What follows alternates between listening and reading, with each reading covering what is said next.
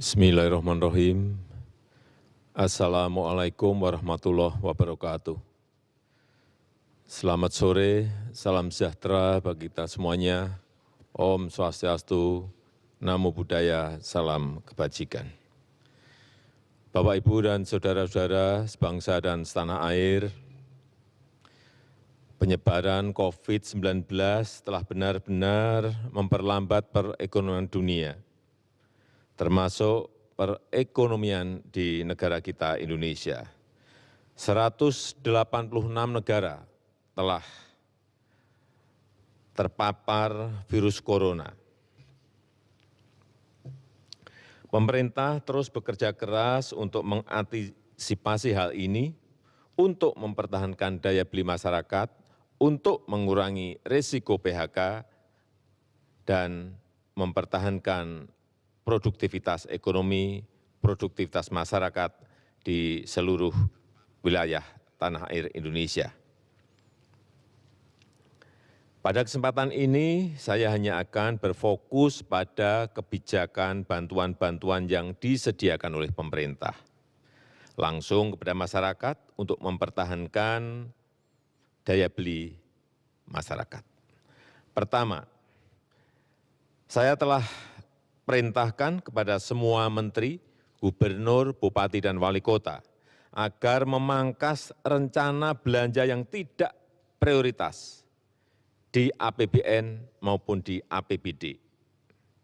Anggaran perjalanan dinas, pertemuan-pertemuan yang tidak perlu, dan belanja-belanja lain yang tidak langsung dirasakan oleh masyarakat harus dipangkas.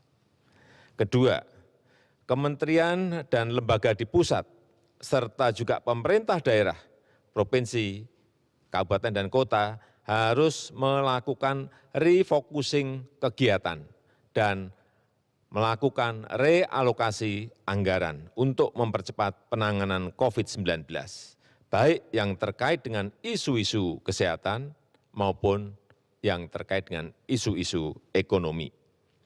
Landasan hukumnya sudah jelas.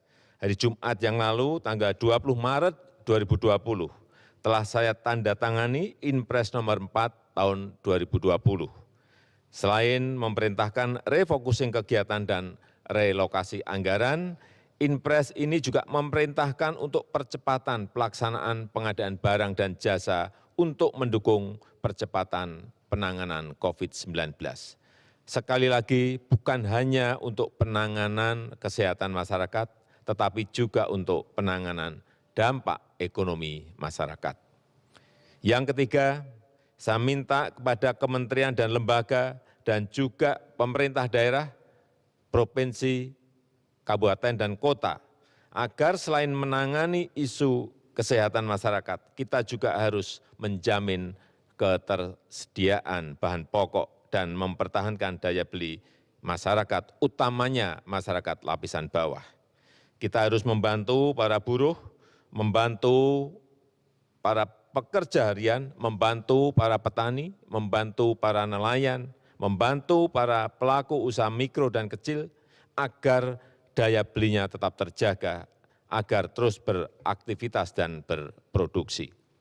Keempat, saya telah perintahkan agar program padat karya tunai, sekali lagi program padat karya tunai harus diperbanyak, harus dilipat gandakan dengan tetap mengikuti protokol kesehatan untuk pencegahan dan penularan COVID-19, yaitu dalam bekerja harus menjaga jarak yang aman.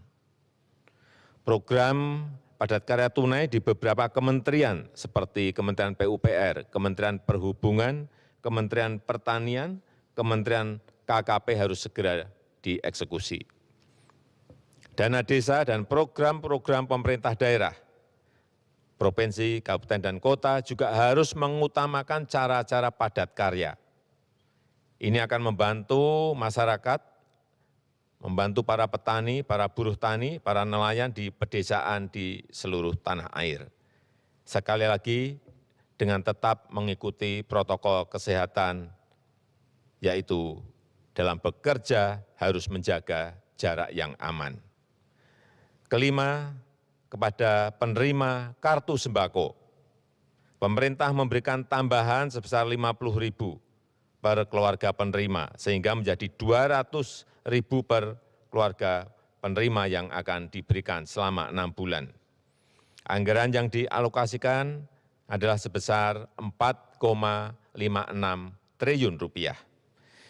Yang keenam, kepada calon penerima kartu prakerja, pemerintah akan mempercepat implementasi kartu prakerja, sekaligus untuk mengantisipasi para pekerja yang terkena PHK, para pekerja harian yang kehilangan penghasilan, para pengusaha mikro yang kehilangan pasar dan omset, agar dapat meningkatkan kompetensi dan kualitas SDM-nya.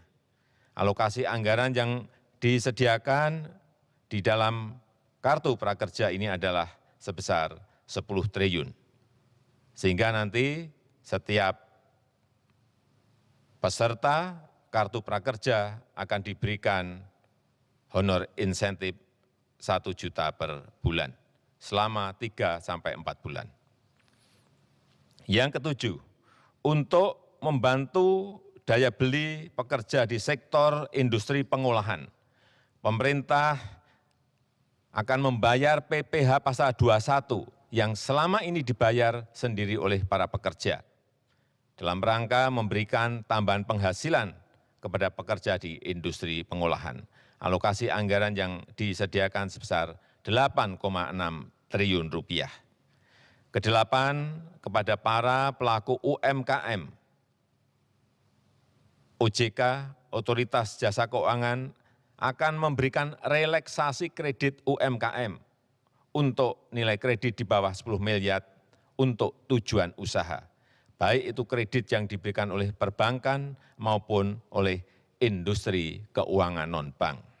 Asalkan digunakan untuk usaha, akan diberikan penurunan bunga dan penundaan cicilan sampai 1 tahun.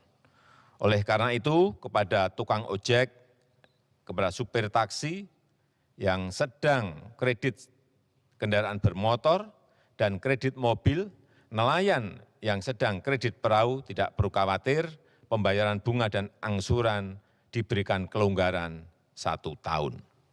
Dan pihak perbankan maupun industri keuangan non-bank dilarang mengejar-ngejar angsuran, apalagi menggunakan jasa penagihan atau debt collector.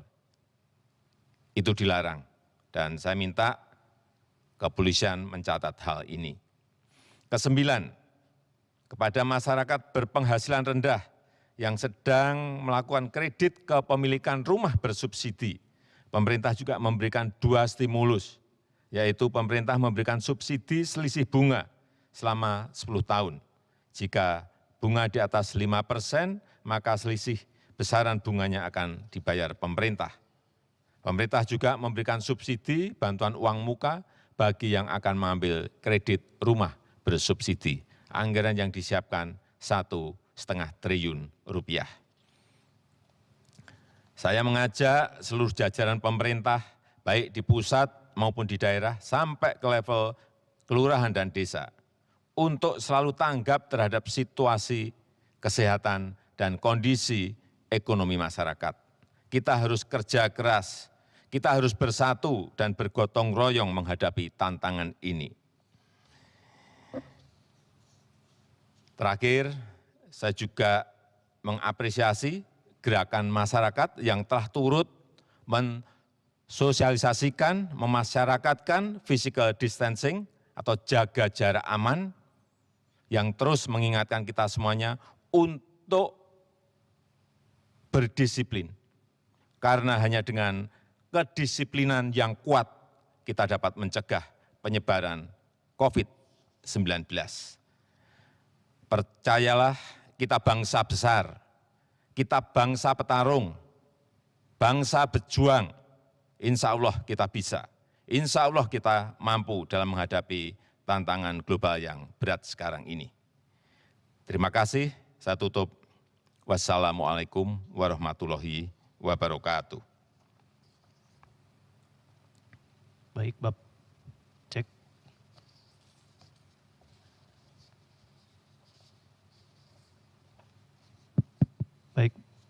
Selamat sore Pak, ada beberapa pertanyaan dari jurnalis. Yang pertama saya bacakan dari Hani dari LKBN Antara. Pertanyaannya, apakah anggota DPR dan keluarganya perlu melakukan rapid test COVID-19? Tadi pagi saya telah memerintahkan kepada Menteri Kesehatan untuk rapid test yang diprioritaskan adalah dokter dan tenaga medis serta keluarganya terlebih dahulu. Dan juga para ODP dan PDP serta keluarganya. Ini yang harus didahulukan. Baik, yang kedua dari Muslih dari Radio El Sinta, apa kebijakan Bapak Presiden terhadap rumah sakit yang masih kekurangan APD? Kemarin sudah saya sampaikan bahwa APD telah kita distribusikan sebanyak 105.000 APD. Ini saya bacakan. Dikirim kepada Provinsi DKI 40.000. Dikirim ke Provinsi Jawa Barat 15.000. Provinsi Jawa Tengah 10.000. Provinsi Jawa Timur 10.000, Provinsi Daerah Istimewa Yogyakarta 1.000, Provinsi Bali 4.000, dan provinsi-provinsi yang lain tadi pagi sudah saya cek sudah menerima semuanya. Hanya saya ingin agar Dinas Kesehatan Provinsi segera mendistribusikannya ke rumah sakit yang memerlukan secepat-cepatnya. Berikutnya dari Aris Bloomberg News, Pak Jokowi, apakah pemerintah akan menerbitkan Perpu pelebaran defisit anggaran untuk penanganan COVID-19? Sudah beberapa hari kita bahas mengenai ini, dan kemarin saya telah bertemu dengan Ketua DPR untuk mendapatkan dukungan politik mengenai ini, dan juga telah bertemu secara virtual dengan Ketua BPK dan seluruh pimpinan BPK. Intinya kita ingin ada relaksasi dari APBN dan saat kita mengeluarkan Perpu artinya dukungan politik sudah kita bicarakan sebelumnya. Baik, yang terakhir Pak, Ican dari Kompas.com, ada pasien mengeluh ditolak di rumah sakit darurat Wisma Atlet. Ada juga yang mengeluh antrean panjang. Apa rumah sakit darurat ini memang sudah siap?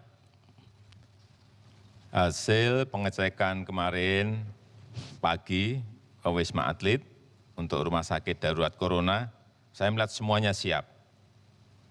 Bednya siap, ventilator siap, tenaga medis dan dokternya juga siap. Hanya memang saya melihat masyarakat melihat ini sebagai sebuah alternatif sehingga antusias mereka menuju ke Wisma Atlet semuanya. Kapasitas untuk seluruh Wisma Atlet waktu kita pakai untuk Asian Games adalah 24.000. Dan sekarang ini yang disiapkan baru untuk 3.000. Artinya kita memiliki kapasitas yang masih longgar. Tetapi saya berharap tidak banyak yang ke rumah sakit darurat corona ini. Artinya kita semua diberi kesehatan yang baik oleh Allah Subhanahu wa taala. Baik, terima kasih Pak. Cukup.